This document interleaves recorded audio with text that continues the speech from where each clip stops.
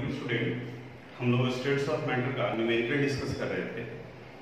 पिछले वाले वीडियो में आपको एक्सरसाइज से रिलेटेड कुछ क्वेश्चन का एक्सप्लेनेशन बताया था न्यूमेरिकल का कि किस तरीके से आप उसे सोल्व करोगे। उसी वाले को आगे कंटिन्यू करते हैं, यानी कि कुछ और क्वेश्चन बाकी बचा हुआ है, उसे आज डिस्कस करते हैं। इसी में एक क्वेश्चन है एक्सरसाइज 5.8। Exercise question number 5.8। यह बता रहा है what will be the pressure of the gaseous mixture when 0.5 litre of H2 at 0.8 bar. 0.5 litre of H2, diagram को समझोगे बाकी क्वेश्चन बन जाएगा आपसे। यहां है 0.5 litre H2, 0.5 litre of H2 at 0.8 bar pressure, और प्रेशर का वैल्यू दिया हुआ है 0.8 bar. And 2 litre of dioxygen, दूसरे कंटेनर में ऑक्सीजन, और इसका वॉल्यूम दिया हुआ है 2 litre at 0.7 bar. 0.7 bar are introduced in 1 litre pressure, और इन दोनों को एक दूसरे कंटेनर में शिफ्ट किया जाता है विच वॉल्यूम इज 1 लीटर, यानी इन्हें भी डाला जाता है इसी में और इसे भी शिफ्ट किया जाता है इसी में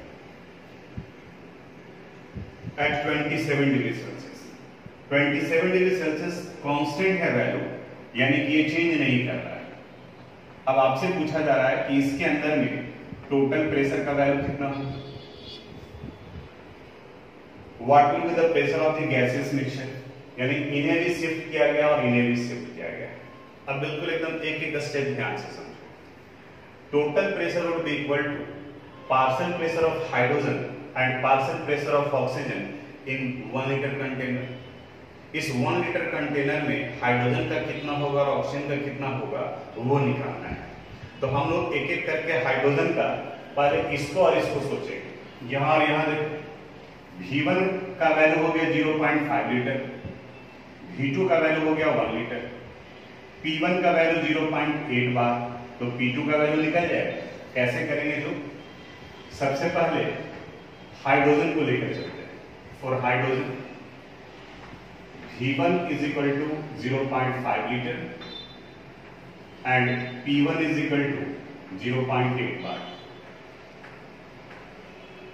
इसी को शिफ्ट किया गया है 1 लीटर वाले कंटेनर में, तो V2 भी इक्वल टू 1 लीटर, और आपको निकालना है कि P2 कितना होगा।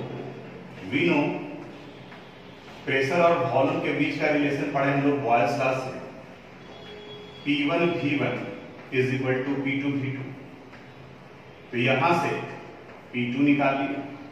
P2 will be equal to P1 into V1 divided by V2।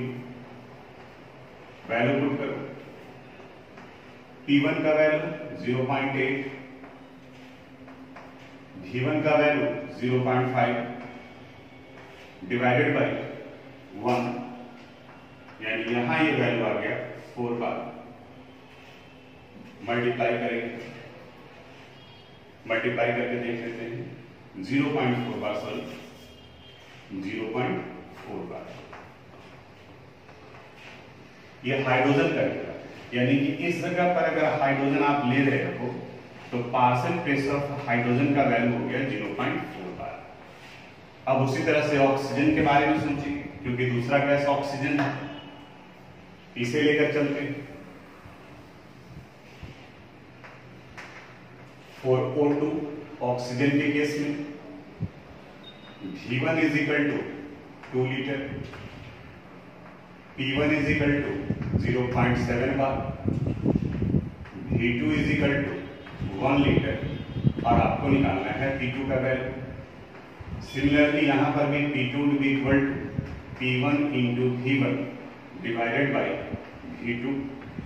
P1 का वैल्यू 2, V1 का वैल्यू आ गया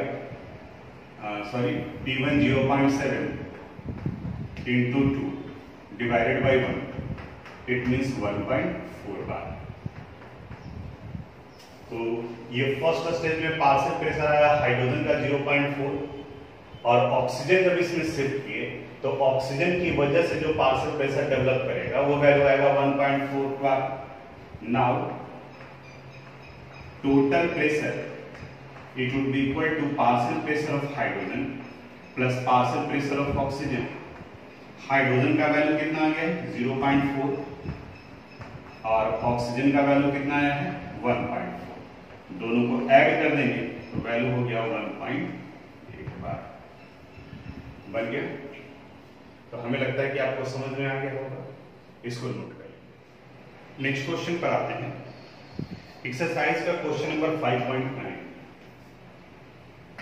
Exercise question number 5.9. Density of a gas is found to be 5.46 gram per decimeter cube। यानी density पता है आपको, it is 5.46 gram per decimetre cube at 27 degree Celsius. Temperature is 27 degree Celsius. यानी solve करने के लिए सबसे पहले डाटा जो है आप सेपरेट करो और फिर सोचो कि क्या यूज करेंगे। एट 2 बार प्रेशर का वैल्यू दिया हुआ है 2 bar. What will be its density at STP, यानी कि आपको डेंसिटी निकालना है और वो भी किस कंडीशन में, एसटीपी पर निकालना है। अब जरा सोचो कि डेंसिटी निकालना है इसके बारे में, तो डेंसिटी के लिए हम लोग फार्मूला क्या पढ़ेंगे, तो फार्मूला हम लोग पढ़े हैं rho is equal to P into M by R into T. ये इंफॉर्मेशन चाहिए। अब यहां पर क्या दिया हुआ है जिसको देखो, यहां एसटीपी दिया हुआ है, स्टैंडर्ड टेम्परेचर एंड प्रेशर। पहले पढ़ चुके हैं हम लोग के स्टैंडर्ड टेम्परेचर एंड प्रेशर का वैल्यू कितना लेते हैं। तो पहले हम लोग यहां पे लिखते हैं कि एट एसटीपी क्या क्या इंफॉर्मेशन मिलता है हम लोग को। एट एसटीपी प्रेशर का वैल्यू हम लोग 1 बार लेकर चलेंगे, क्योंकि यहां पर ऑलरेडी बार दिया हुआ है तो बार के टर्म में लेंगे। प्रेशर इज इक्वल टू 1 बार और टेम्परेचर 0 डिग्री सेल्सियस यानी 273 केल्विन होता है।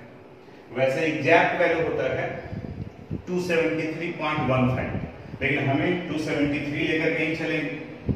तो P पता है आपको, T पता है, R यूनिवर्सल गैस कांस्टेंट है, R का वैल्यू भी पता है आपको, ये वैल्यू आता है 0.083 litre bar mole inverse kelvin inverse.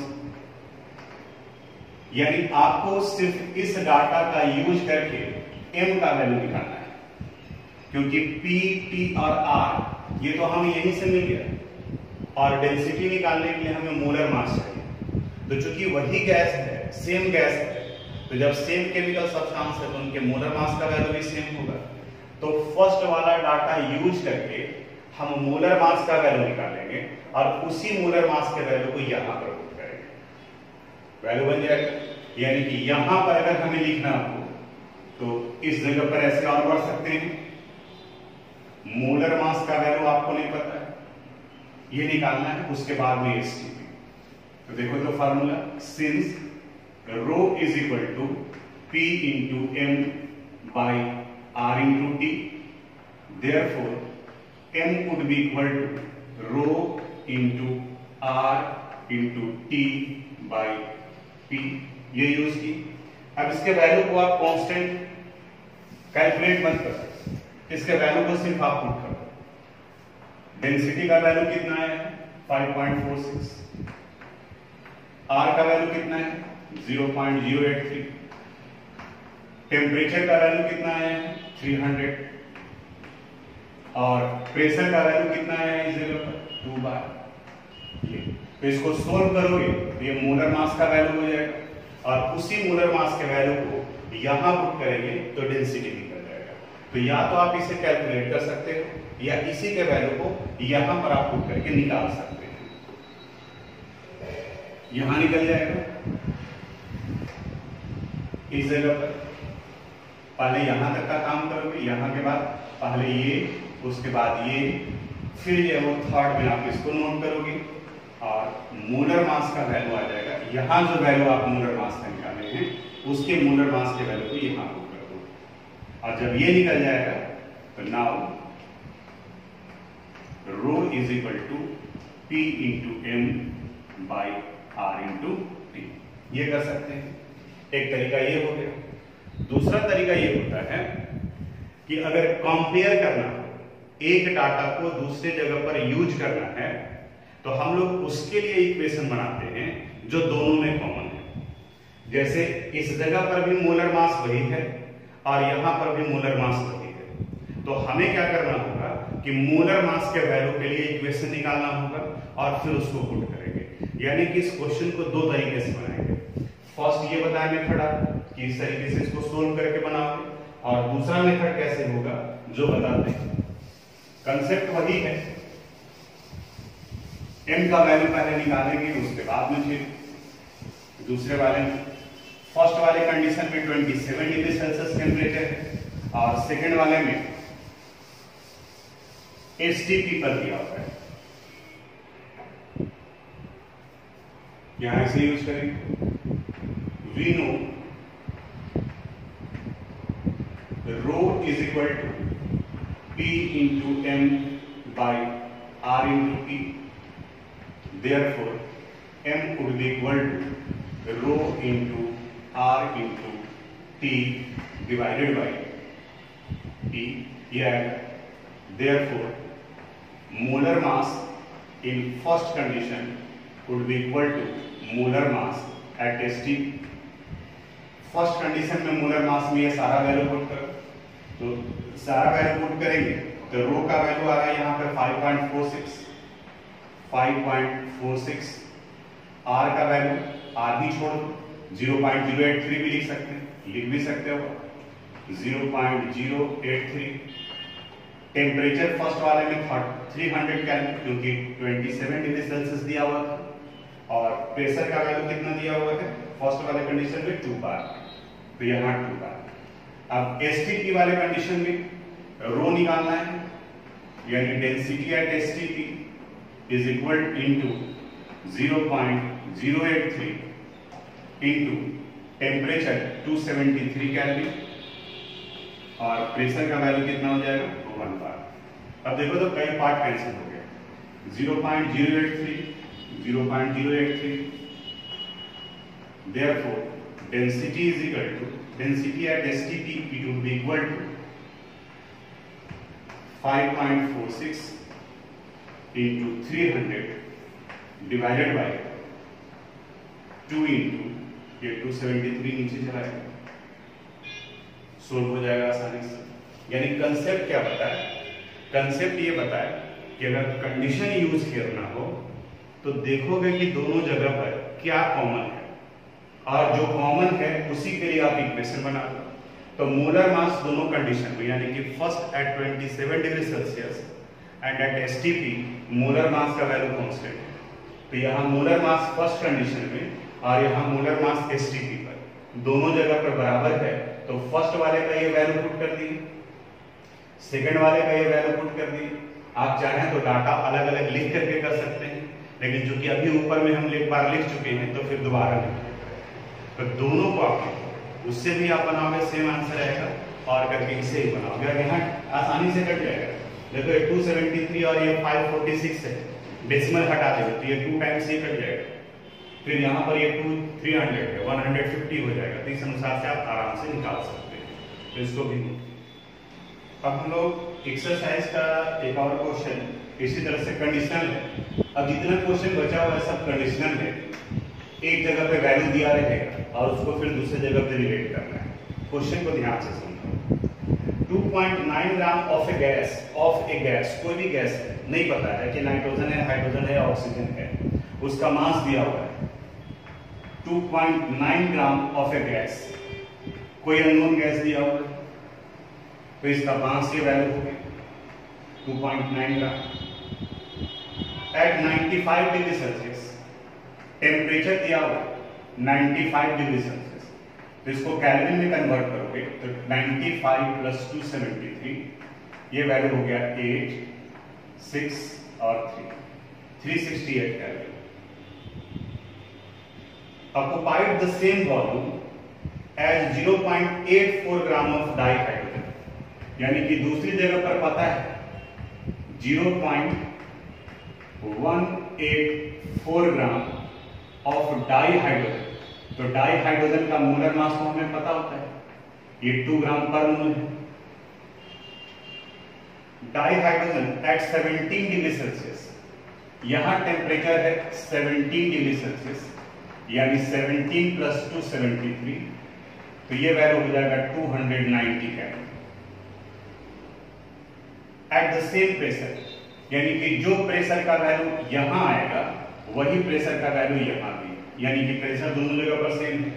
What is the molar mass of the gas, यानी आपको यहां निकालना है कि इनका मोलर मास का वैल्यू क्या है। इस तरह के क्वेश्चन को आंसर देखने से नहीं बनेगा, अपना दिमाग यूटिलाइज करना पड़ेगा। यानी इन्हें एक बार देखिए, फिर सोचे खुद से और फिर अप्लाई कीजिए, और ये वैरी भी कर सकता है। हमने आपको क्या बताया कि जो दोनों जगह पर कॉमन है उसको लेकर के चलोगे और उसी से आप इक्वेशन बनाकर इक्वेट करोगे। तो देखो यहां क्वेश्चन में दिया हुआ है कि दोनों जगह पर प्रेशर का वैल्यू सेम है, तो P के लेकर के हम लोग फार्मूला बना सकते हैं। तो एक जगह पर हो जाएगा P ऑफ अननोन गैस, यानी pressure of unknown gas is equal to pressure of hydrogen, और बाकी का जो वैल्यू दिया हुआ उसको हम लोग पुट करते चले जाएंगे, और जब पुट करेंगे तो बाकी का बन जाएगा। अब कैसे पुट करेंगे, according to ideal gas equation, according to ideal gas equation, gas equation क्या हम लोग रिलेशन पढ़ेंगे, PV = nR। थोड़ा सा एक और ब्रेक करते हैं, ये मोल है और हम लोग को मास एंड मोलर मास से निकालना है, तो और इसे लिखा जा सकता है P × V = m/m × R × T। चूंकि दोनों जगह पर प्रेशर कांस्टेंट है, तो अगर प्रेशर के लिए हम लोग इक्वेशन निकाल लें तो यहां आ जाएगा m × R × T divided by m × V। ये इक्वेशन मान लीजिए फर्स्ट है। अब ये प्रेशर के लिए आते हैं। अब देखो हाइड्रोजन के केस में, हाइड्रोजन के केस में आपको m का वैल्यू पता है, इस m का वैल्यू पता है, वॉल्यूम नहीं दिया हुआ है, लेकिन इस जगह का अगर क्वेश्चन को ध्यान से पढ़ोगे, ऑक्युपाइड द सेम वॉल्यूम, यानी कि एक और चीज दोनों में कॉमन है, यहां जो वॉल्यूम का वैल्यू आएगा वही वॉल्यूम का वैल्यू यहां भी है, ऑक्युपाइड द सेम वॉल्यूम। तो वॉल्यूम को लेकर के भी चल सकते हैं, प्रेशर को लेकर के भी चल सकते हैं। जैसे हम यहां आपको प्रेशर लेकर के बनाए, तो कोई दूसरा स्टूडेंट कर सकता है कि सर हम वॉल्यूम लेकर भी बना सकते हैं, बिल्कुल बना सकते हो। तो यहां पर वॉल्यूम = हो जाएगा m × R × T by capital M × V, और दोनों जगह पर P ही कर देंगे तो वैल्यू कट जाएगा। तो आपको वॉल्यूम पता है ये, तो अब इसको इक्वेट करेंगे, देयरफॉर या अकॉर्डिंग टू क्वेश्चन कर दो, pressure of gas would be equal to pressure of hydrogen, यानी कि गैस का जो प्रेशर होगा तो वही प्रेशर किसका आएगा, हाइड्रोजन का। अब गैस वालों को इस साइड में रखो, गैस के रिस्पेक्ट में इतना सारा इंफॉर्मेशन दिया हुआ है। तो देखो यहां प्रेशर ऑफ गैस में mass of gas into R into temperature of gas, जो वैरी कर रहा है उसमें हम लोग गैस डाल दिए, R का वैल्यू तो सेम है, molar mass of gas into volume, यहां भी रख रहे हैं। अब इसको भी थोड़ा समझोगे, क्योंकि आगे के 2-3 कंसेप्ट में इसी का जरूरत पड़ेगा, 2-3 क्वेश्चन में। हम सिर्फ G वहां लिखे हैं जो वैरी कर रहा है दोनों जगह पर, R का वैल्यू सेम है इसलिए यहां भी R लिखे हैं, दूसरे वाले में भी R लिखे हैं। चूंकि कांस्टेंट वॉल्यूम है इसलिए हम दोनों के वॉल्यूम को भी मान के चल रहे हैं। अब हाइड्रोजन वाले पार्ट में देखो, फिर यही फार्मूला है m × R × T, तो यहां हो जाएगा mass of hydrogen into R into temperature of hydrogen divided by molar mass of hydrogen into V। अब देखिए क्या क्या कैंसिल हो गया, R कैंसिल हो गया, V कैंसिल हो गया, R कैंसिल हो गया, V कैंसिल हो गया। अब वैल्यू पुट करते हैं,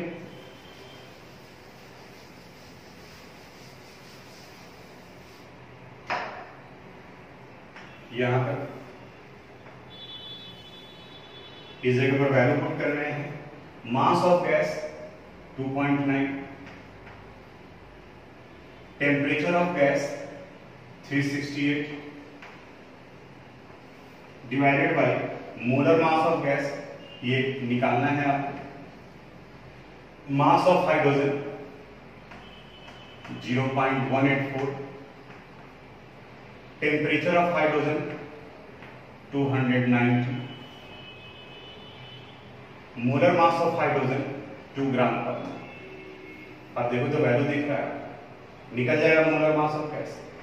therefore molar mass of gas ये इधर लेके चले आते हैं, ये वैल्यू आ गया 2.9 into 368 into 2 divided by 0.184 into 290। Decimal हटाओगे तो ये वैल्यू भी कटने वाला है आसानी से।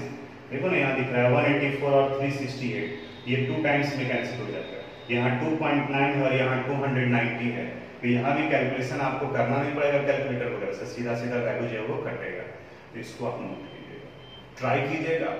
जैसे हम यहाँ पर प्रेशर के लिए बनाए उसी तरीके से आप वॉल्यूम लेकर के भी बना सकते हो। जितना यूज करोगे, यहाँ हर एक क्वेश्चन बताने के पीछे का लॉजिक ये है कि इस वाले चैप्टर में कई कंसेप्चुअल चैप्टर दिया है, यानी कि जहां यूज करना है आपको, ब्रेन यूज करना है, तो थोड़ा सा आप यूज करेंगे। अगर छोड़ देंगे तो आप अटेम्प्ट ही नहीं लेंगे। तो हम यहाँ हिंट्स दे रहे हैं, फिर आप बनाओ और कोशिश करो कि समझने के बाद भी खुद से बनाए। तो इसको भी आप कंप्लीट करें। Next question is exercise 5.4। अभी जो क्वेश्चन सोल्व किए हैं बिल्कुल उसी पैटर्न का, यहाँ पर भी ये भी कंडीशनल ही है, इसको भी सेपरेट करते हैं। At 0 degree Celsius the density of a certain oxide, यानी कि कोई भी एक ऑक्साइड है, उस ऑक्साइड को हम लोग MO मान लेते हैं। ऑक्सीजन जोड़ दिए किसी के साथ में तो उसका ऑक्साइड हो जाएगा। एट 0 डिग्री सेल्सियस इसका टेम्परेचर वैल्यू दिया हुआ है 0 degree Celsius, it means at 273 kelvin. Of a gas at 2 bar pressure, pressure का वैल्यू भी दिया हुआ है 2 बार। क्वेश्चन को पहले ध्यान से पढ़ोगे उसके बाद फिर बनाओगे। Is same as that of dinitrogen, density of a certain oxide of a gas at 2 bar is same as that of dinitrogen. Dinitrogen यानी कि N2 के लिए वैल्यू दिया हुआ है डाइनाइट्रोजन एट 5 बार, और डाइनाइट्रोजन के केस में प्रेशर का वैल्यू कितना दिया हुआ है 5 बार। तो आपसे पूछा जा रहा है what is the molecular mass of the oxide, यानी कि इसका मॉलिक्यूलर मास वैल्यू निकालना है। अब नाइट्रोजन को देखो, नाइट्रोजन का मोलर मास तो आपको पता है, 14 इंटू 2 करेंगे तो ये वैल्यू आ जाएगा 28 ग्राम पर मोल। टेम्परेचर सिर्फ एक ही दिया हुआ है, यानी कि टेम्परेचर दोनों जगह पर कांस्टेंट है, यानी इस जगह पर भी टेम्परेचर का वैल्यू 273 केल्विन होगा। अब कह रहा है कि जो डेंसिटी यहां पर है इस अननोन ऑक्साइड का, वही डेंसिटी नाइट्रोजन का भी है, यानी कि दोनों जगह पर डेंसिटी का वैल्यू सेम है, डेंसिटी कांस्टेंट है। तो जब डेंसिटी कांस्टेंट है तो डेंसिटी का फार्मूला यूज करेंगे हम लोग। We know rho is equal to P into M by R into T।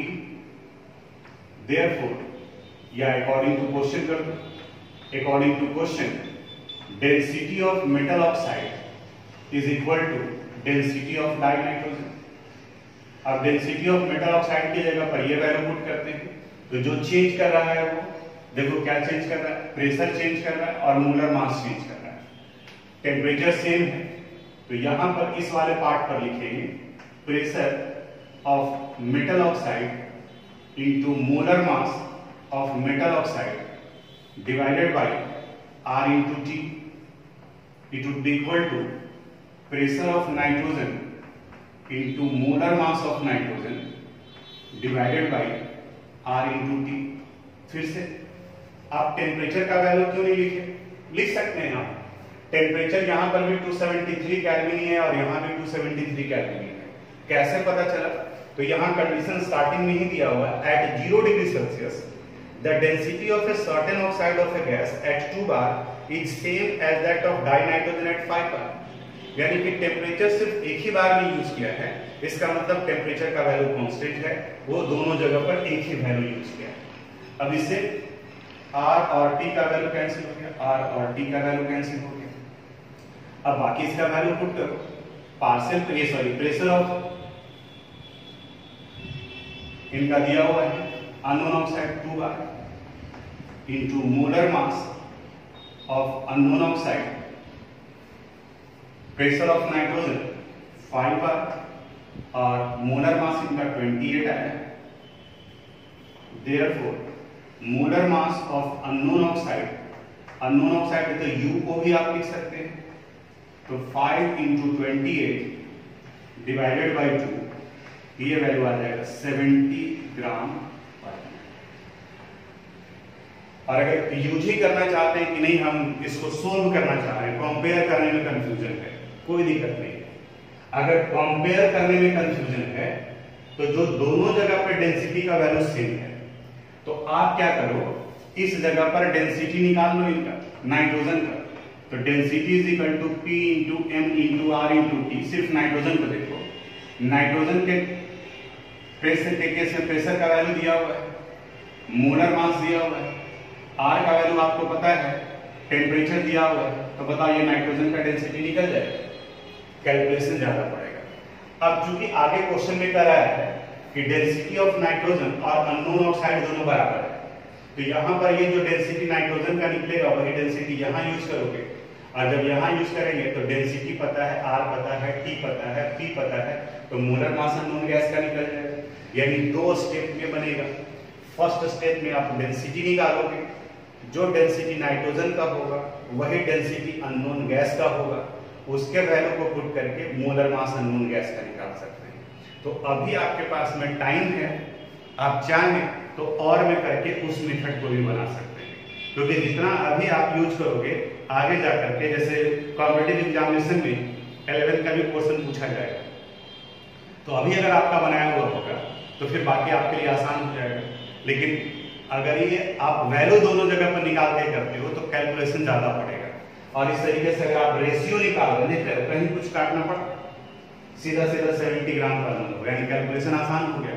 और जब 4, 5, 6 क्वेश्चन बना लोगे इस तरीके का कंपेयर करने वाला, तो आसानी से तुरंत आपके दिमाग में बैठेगा कि क्या दिया हुआ है, और उसके अनुसार से आप कर लोगे। तो इनको नोट कर लीजिएगा। Now the next question is exercise 5.5। Exercise question number 5.5 कराते हैं। यहाँ पर आप pressure of 1 gram of an ideal gas A at 27 degree Celsius, यानी कि पहले फॉर गैस A के लिए लेते हैं, डाटा सेपरेट करते हैं। यहां दिया हुआ है pressure of 1 gram of an ideal gas A, यानी कि इस कंडीशन में इनका मास दिया हुआ है 1 gram at 27 degree Celsius, temperature is 27 degree Celsius, it means 300 kelvin हो गया, is found to be 2 bar, pressure यहां दिया हुआ है 2 बार। आगे बताता है when 2 gram of another ideal gas B, यानी कि उसी कंटेनर में, जिस कंटेनर में पहले से A था, इसी में फिर दूसरे गैस B को डाला गया, और ये कितना ग्राम डाला गया है, 2 gram of B, then at the same temperature then the pressure becomes 3 bar। तो अब यहां प्रेशर कितना हो गया, 3 बार। अब इस जगह पर ध्यान से समझना, पहले जब सिर्फ A था, यानी कि पार्शियल प्रेशर ऑफ A, इसका वैल्यू दिया हुआ है 2 बार, और जब इसी में B को डाला गया देन टोटल प्रेशर बिकम्स 3 बार। तो अब B का अगर प्रेशर वैल्यू निकालना होगा तो total pressure is equal to होता है PA प्लस PB, तो PB would be equal to 3 minus 2 यानी कि 1 बार। तो यहां पर अगर B के लिए डाटा सेपरेट करते हैं, फॉर गैस B, तो गैस B का कितना अमाउंट डाला गया है, 2 ग्राम एट सेम टेम्परेचर, यानी यहां पर भी टेम्परेचर का value 300 kelvin, the pressure becomes 3 बार, यानी कि यहां टोटल प्रेशर का वैल्यू हो रहा है 3 बार। तो यहां इस कंडीशन में B का प्रेशर अगर निकालेंगे तो 3 minus 2 it would be equal to 1 bar. एक पॉइंट जो समझना है वो ये है कि पहले जब सिर्फ ए था तो ए का प्रेशर वैल्यू है 2 बार, उसी कंटेनर में जब बी को डाला गया देन प्रेशर बिकम्स 3 बार, यानी कि 3 बार में ए का भी वैल्यू इन्वॉल्व है और बी का भी वैल्यू इन्वॉल्व है। तो Dalton's law of partial pressure बताता है total pressure is equal to P A plus P B. तो टोटल प्रेशर का वैल्यू अगर 3 लेते हैं, ए पहले से 2 था तो 2 प्लस पी बी, तो यहां से पी बी का वैल्यू निकालोगे तो कितना बार आ जाएगा? 1 बार, ये निकल गया। आगे find the relationship between their molecular masses, यानी कि यहां पर ए का मॉलिक्यूलर मास वैल्यू नहीं पता है और बी का मॉलिक्यूलर मास वैल्यू नहीं पता है, दोनों के बीच में रिलेशन निकालना है कि क्या रिलेशन होगा। अब जरा सोचते हैं कि क्या डाटा दिया हुआ है और मॉलिक्यूलर मास पर कैसे हम लोग पहुंचेंगे। टेम्परेचर है, प्रेशर है, कंटेनर में डाला गया है, तो जिस कंटेनर में ए को डाला गया उसी कंटेनर में बी को भी डाला गया है, तो यहां पर जो वॉल्यूम हम लोग ए के लिए लेंगे वही वॉल्यूम यहां पर बी के लिए भी लेना होगा हम लोग, यानी कि दोनों जगह पर वॉल्यूम का वैल्यू जो है वो सेम होगा क्योंकि सेम कंटेनर में डाला गया। अब आइडियल गैस इक्वेशन यूज करते हैं, तो according to ideal gas equation, ideal gas equation फिर क्या पढ़े हम लोग? PV is equal to NRT, इसको थोड़ा और ब्रेक करते हैं। PV would be equal to M by M into R into T। अब इस जगह पर दोनों कंडीशन में टेम्परेचर भी सेम है और वॉल्यूम भी सेम है, तो किसी भी एक को आप इक्वेट कर सकते हो। तो अगर वॉल्यूम हमें निकालना है, वॉल्यूम को लेकर के चलेंगे, इधर इरेज करते हैं क्योंकि ये पार्ट तो समझाने वाला था।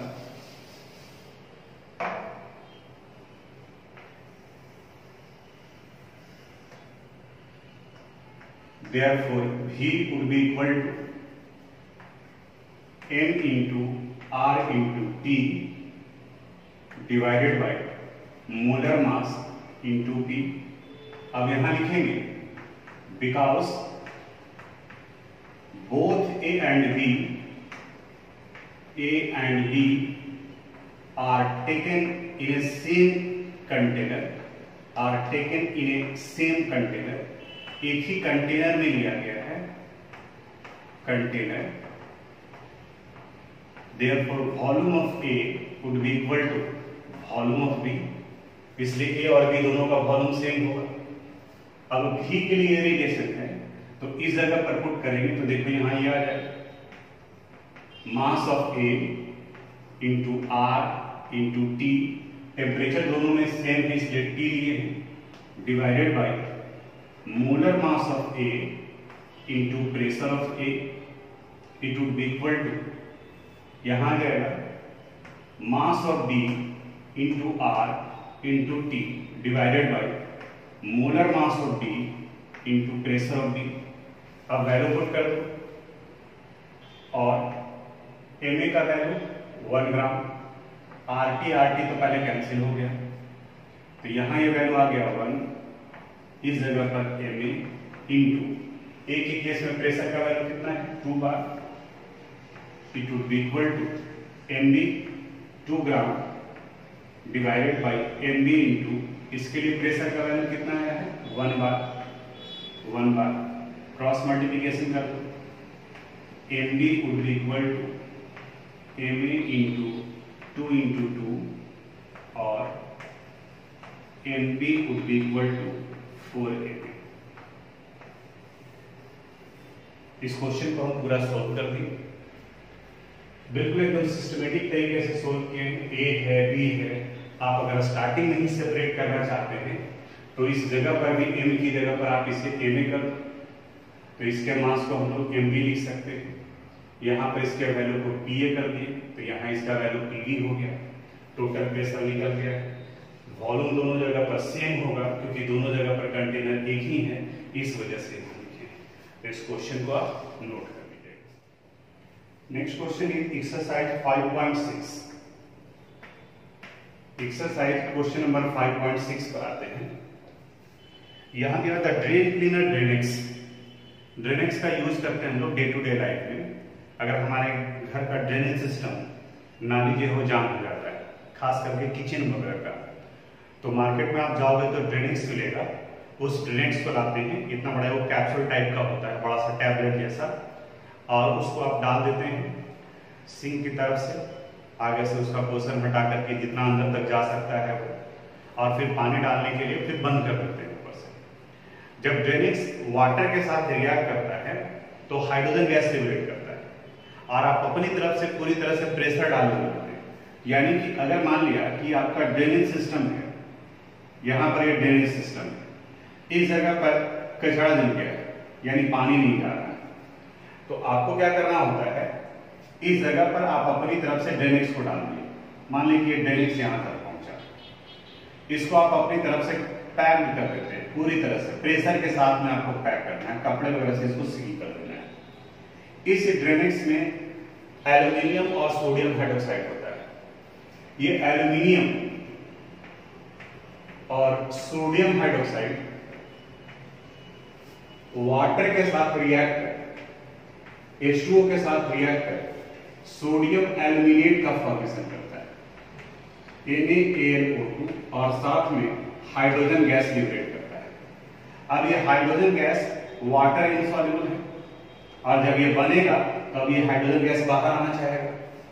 अब थोड़ा समझना, इस तरफ से आप कपड़े से इसको ब्लॉक कर दिए, जबकि इस तरफ से वो धीरे धीरे धीरे धीरे कचरा से वो ब्लॉक किया है। यानी कि इसके कंपैरिजन में ये वीक एरिया है, तो ये हाइड्रोजन गैस उधर से बाहर निकलना चाहेगा जो एरिया इसका वीक मिलेगा।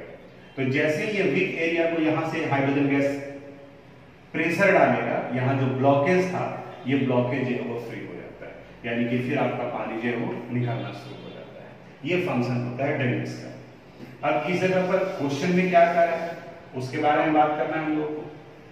यहां पर है the drain cleaner Dranex contains small bits of aluminum which react with caustic soda NaOH to produce dihydrogen gas। अब इस इक्वेशन को बैलेंस करना होगा। बैलेंस करने के लिए यहां पर 2 2 2 और 2 डाल दो, तो हाइड्रोजन 2 and 2 4, तो यहां 3 डालना होगा, 3:2। अब आपसे कहा जा रहा है हाइड्रोजन गैस से निकला, what volume of dihydrogen at 20 degree Celsius, यानी वॉल्यूम पूछा जा रहा है आपसे at 20 degree Celsius and 1 bar pressure. Pressure का वैल्यू दिया हुआ है 1 bar. Release when 0.15 gram of aluminium, 0.15 gram of aluminium use किया गया है। अब ये देखो, थोड़ा सा क्वेश्चन आपको फर्स्ट चैप्टर जैसा लगेगा, calculation related to chemical equation. वहां हम लोग पढ़े थे कि at STP the volume of 1 mole of a gaseous component is 22.4 litre. लेकिन अब इस चैप्टर में हम लोग ये पढ़े हैं कि 22.4 लीटर एट STP तब जब प्रेशर के वैल्यू को हम 1 एटमॉस्फेयर लेते हैं, जबकि यहाँ प्रेशर किस चीज में दिया हुआ है, बार में। तो यहाँ बताया था आपको कि अगर प्रेशर को आप बार में लेते हैं तो वैल्यू यहाँ चेंज कर जाएगा, ये 22.78 लीटर हो जाता है, तो आप 22.8 लीटर लेकर के भी चल सकते हो यहाँ पर, और उसी कंसेप्ट का यहाँ यूज करना पड़ेगा। तो अब देखते हैं यहाँ 2 मोल्स ऑफ एल्यूमिनियम है, तो इसका मॉलिक्यूलर मास निकालेंगे तो 2 × 27, इसका मतलब ये वैल्यू हो गया 54 ग्राम। और हाइड्रोजन का यहाँ 3 मोल्स है, और STP के बारे में हम लोग बात किए थे, वहां पर ये वैल्यू आया था 22.71098, तो 22.7 लेकर के चलो, तो 3 मोल्स है, तो 3 × 22.7 लीटर लेते हैं। और कितना ग्राम दिया हुआ है एल्यूमिनियम, 0.15 ग्राम। तो बाद में हम लोग निकाल लेते हैं कि STP पर इनका कितना वॉल्यूम होगा। 2 स्टेप मिलाकर के ये क्वेश्चन बनेगा एट STP। लिखते हैं हम लोग, since 54 gram of aluminium give 3 into 22.7 liter dihydrogen at STP. Therefore, 1 gram of aluminium ये देगा 3 into 22.7 divided by 54 and 0.15 gram of aluminium ये वैल्यू आ जाएगा 3 into 22.7 divided by 54 into 0.15। इसको सोल्व कर लो, ये वैल्यू 0.189 के अप्रॉक्स में आ रहा है। आप भी सोल्व कर लेना, देख लेना एक बार मिला करके 0.189 लीटर आ रहा है, ये बना रहा है एट एसटीपी पर। अब दूसरे वाले कंडीशन, नाउ एट एसटीपी, अब देखो क्या क्या पता चल गया। एसटीपी पर पी के वैल्यू को लेना है हम लोग को 1 बार, टेम्परेचर का वैल्यू हो जाएगा 273 केल्विन और वॉल्यूम हो गया 0.189 लीटर। तो इसे हम लोग P1 कर देते हैं, ये T1 हो गया और ये V1 हो गया। और दूसरा given condition, at given condition जहां आपको वैल्यू निकालना है, गिवन कंडीशन देखो तो आपके लिए कौन कौन सा कंडीशन दिया हुआ है। वहां प्रेशर दिया हुआ है 1 बार, टेम्परेचर दिया हुआ है 27 डिग्री सेल्सियस क्वेश्चन में, 20 degree Celsius, sorry 20 degree Celsius and 1 bar. T2 is equal to 20 degree Celsius, it means 293 kelvin. और निकालना किसका वैल्यू है, V2 का निकालना है। तो जब प्रेशर, वॉल्यूम और टेम्परेचर दिया हुआ है तो हम लोग ये वाला फार्मूला यूज करेंगे। We know P1 V1 by T1 is equal to P2 V2 by T2. Therefore, V2 would be equal to P1 V1 T2 divided by P2 into T1। अब ये सारा वैल्यू पुट कर दो आप, P1 पता है, T1 पता है, V1 पता है, P2 पता है, T2 पता है, तो इन सारे जगह पर आप निकाल दोगे तो ये इसका आंसर आ जाएगा किस चीज में, लीटर में। आपके बुक में इसका आंसर मिलीलीटर में दिया हुआ है, तो उसको भी आप मल्टीप्लाई कर दो 1000 से तो मिलीलीटर में आ जाएगा। थोड़ा बहुत वैल्यू फर्क पड़ेगा क्योंकि जैसे यहाँ पर हम लोग राउंडिंग ऑफ करते हैं तो मे भी थोड़ा सा डिफर करता है, 0.202 की जगह पर 0.203 आ गया, तो बस उतने का फर्क पड़ेगा, वो कंसिडर किया जाता है। आप लीटर में भी निकाल करके छोड़ सकते हैं। तो इसको आप नोट कर लीजिए, सब बना दिए, सिर्फ थोड़ा सा एक लास्ट में कैलकुलेशन और इस वाले पोर्शन को थोड़ा चेक कर लो कि 0.189 आ रहा है या कुछ और आ रहा है, आप एग्जैक्ट वैल्यू भी लेकर के चल सकते हैं। तो ये कंप्लीट कर, 2 क्वेश्चन और बाकी बचा हुआ है। एक्सरसाइज का क्वेश्चन नंबर 5.11 इसको डिस्कस करते हैं। यहाँ पर a student forget to add the reaction mixture to the round bottom flask at 27 degree Celsius. यानी कि एक एक्सपेरिमेंट में स्टूडेंट को, कई तरह का स्टूडेंट होता है, वो सिर्फ राउंड बॉटम फ्लास्क को फ्लेम पर डाल दिया। रिएक्शन स्टार्ट हुआ था एट 27 डिग्री सेल्सियस पर, यानी इसमें केमिकल सब्सटेंस ऐड करने की बजाय सिर्फ वो राउंड बॉटम फ्लास्क को डाल दिया। तो कोई भी चीज अगर खाली है तो आपको पता है कि उसमें एयर प्रेजेंट होगा, तो यानी कि इसमें एयर प्रेजेंट है जो भी कंटेनर का वॉल्यूम है। फिर कह रहा है बट इंस्टेड ही और सी placed in the flask on the flame, after a lapse of time he realised his mistake. और जब उसको अपना मिस्टेक पता चलता है, he and using a pyrometer he found the temperature of the flask was 477 degree Celsius. यानी कि जब उसे अपना मिस्टेक पता चला तब तक इसका टेम्परेचर 477 डिग्री सेल्सियस हो गया। तो आपसे पूछा जा रहा है what fraction of air would have been expelled out. तो इस टेम्परेचर पर जो एयर का वॉल्यूम होगा उसका कितना फ्रैक्शन बाहर निकल गया। तो इसके कंटेनर का इनिशियल टेम्परेचर ये है इसको हम लोग T1 मान लिए। दूसरे वाले कंडीशन में टेम्परेचर ये हो गया T2 और इसके इनिशियल वॉल्यूम को अगर हम लोग V मान ले तो बताओ V2 का वैल्यू निकल जाएगा। तो ये V2 होगा यानी 477 डिग्री सेल्सियस पर। तो इस V2 में टेम्परेचर बढ़ रहा है तो वॉल्यूम बढ़ेगा, तो जितना इस कंटेनर का वॉल्यूम है उतना गैस इसमें रहेगा और बाकी का गैस बाहर निकल जाएगा। तो उसी का हम लोग को रेशियो निकालना है कि कितना बाहर निकला है। कैसे करेंगे जो ध्यान से देखो यहाँ पर। According to question, T1 is equal to 27 degree Celsius. 27 degree Celsius का मतलब हो गया 300 kelvin. V1 is equal to V litre मान लेते हैं, लेट T2 का वैल्यू दिया हुआ है 477 डिग्री सेल्सियस, यानी ये वैल्यू आ गया 750 केल्विन और हमें निकालना क्या है V2 का value. We know Charles law का रिलेशन यूज करेंगे। V1 by T1 is equal to V2 by T2. Therefore, V2 would be equal to V1 into T2 divided by T1. V1 का value V माने हैं, T2 का value 750 और T1 का value 300। ये 0 0 cancel हो गया, 15 टू जा 30 और ये 5, यानी वैल्यू आ गया 5V/2।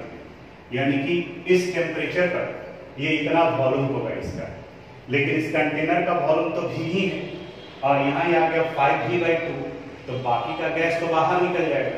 5V/2 को हम लोग 2.5V भी लिख सकते हैं। अब निकाल लेते हैं पहले volume of expelled out air, यानी कि कितना वॉल्यूम बाहर निकल गया।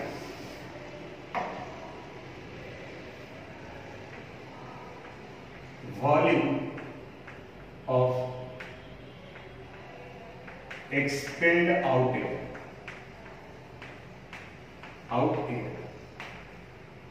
तो ये वैल्यू आ जाएगा 2.5V minus V, it means 1.5V।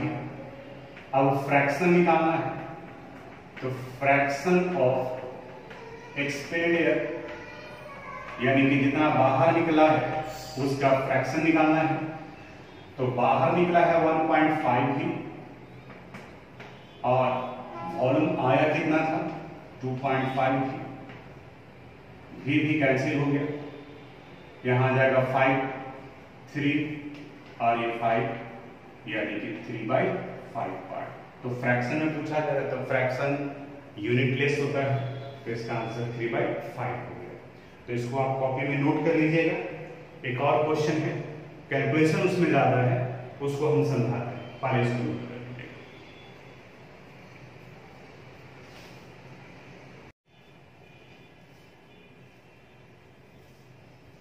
Exercise question number 5.16 यहां का है पेलोड इज डिफाइंड एज, यानी कि स्टार्टिंग में पेलोड का डिफिनेशन दिया हुआ है, is defined as the difference between the mass of displaced air and the mass of the balloon.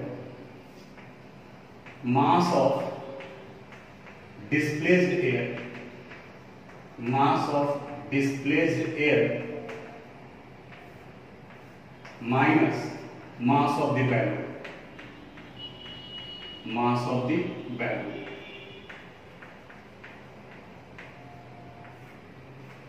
ये इनके डिफिनेशन के अनुसार से हो गया। Calculate the payload when a balloon of radius 10 metre, यानी कि एक बैलून दिया हुआ है